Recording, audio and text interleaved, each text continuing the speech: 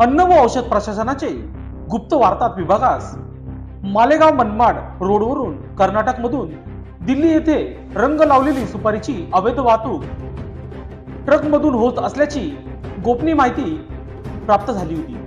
त्याच अनुषंगाने दाभाडे यांनी हॉटेल हरियाणा मेवाल धाबा वराणे शिवार येथे शोध घेतला असता त्यांना रंग लावलेली सुपारीची अवैध वाहतूक करणारे तब्बल 11 ट्रक हॉटेलच्या मागे छुप्या पद्धतीने लावलेले आढळून आले। सर्व वाहनांची तपासणी केली असता त्यामध्ये कीटकांच्या प्रादुर्भावामुळे खराब झालेली व ते लपविण्यासाठी रंग लावलेल्या भेसळयुक्त सुपारीचा सुमारे 252 टन साठा मिळून आला आहे।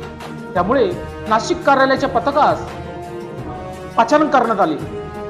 सदर पथक घटनास्थळी दाखल झाल्यानंतर सुपारीचे एकूण 11 नमुने विश्लेषणासाठी घेण्यात येऊन